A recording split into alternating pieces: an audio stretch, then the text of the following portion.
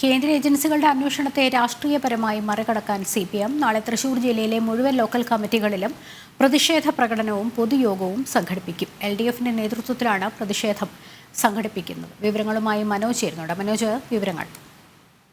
ലക്ഷ്മി, ഈ കേന്ദ്ര ഏജൻസികളുടെ അന്വേഷണത്തെ രാഷ്ട്രീയപരമായി മറികടക്കാനാണ് ഇപ്പോൾ CPM ശ്രമിച്ചുകൊണ്ടിരിക്കുന്നത്.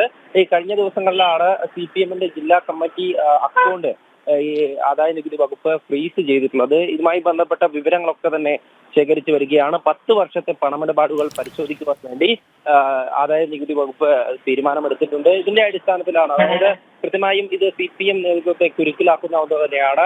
കോടിക്കണക്കിന് രൂപകളാണ് ഈ അക്കൗണ്ട് വഴിയെല്ലാം ഇടപാട് നടന്നിട്ടുള്ളത്. അതുകൊണ്ട് തന്നെ കരുവന്നൂർ കേസിലടക്കം അന്വേഷണം മുന്നോട്ട് പോകുമ്പോഴും ഈ EDയുടെ ചോദ്യം ചെയ്യലിന് ഹാജരാകുമ്പോഴൊക്കെ കേന്ദ്ര ഏജൻസികളെ വലിയ തരത്തിൽ രാഷ്ട്രീയപരമായി എതിർക്കുന്ന ഒരു സ്വരമാണ് CPMന്റെ ഭാഗത്തു നിന്നുണ്ടാകുന്നത്. അത് തന്നെയാണ് ഈ പ്രതിസന്ധി ഉണ്ടാകുന്ന ഈ ഒരു സാഹചര്യത്തിൽ കൂടുതൽ പ്രതിഷേധത്തിലേക്ക് കടക്കുന്നതും. എന്തായാലും CPMന്റെ ലോക്കൽ കമ്മിറ്റികളുടെ നേതൃത്വത്തിലാണ് ഈ പ്രതിഷേധ പ്രകടനവും അതുപോലെ തന്നെ പൊതുയോഗങ്ങളും സംഘടിപ്പിക്കുവാൻ വേണ്ടി ഒരുങ്ങുന്നത്. LDFന്റെ നേതൃത്വത്തിലാണ് ഈ പൊതുയോഗങ്ങൾ സംഘടിപ്പിക്കുന്നത്. എന്തായാലും ഈ പ്രതിഷേധമൊക്കെ വലിയ തരത്തിൽ CPMന്റെ ഓരോ കേന്ദ്രങ്ങളിലും നടത്തുവാനാണ് തീരുമാനിച്ചിരിക്കുന്നത്.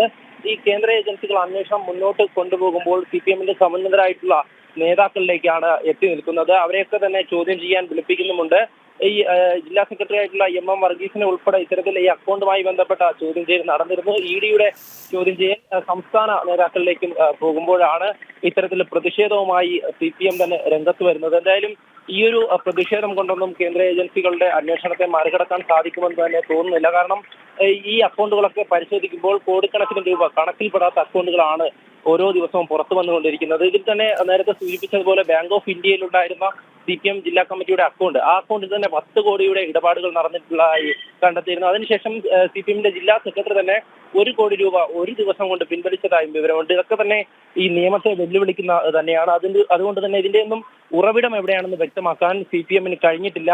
കൃത്യമായും ഇതിൽ പരിശോധന മുന്നോട്ട് പോകുമ്പോൾ CPMന്റെ ഓരോ അക്കൗണ്ടുകളും ഈ ആദായ നികുതി വകുപ്പ് ഉൾപ്പെടെ പരിശോധിക്കുന്നുണ്ട്. ജില്ലയിൽ തന്നെ നിരവധി അക്കൗണ്ടുകളാണ് CPMനുള്ളത്.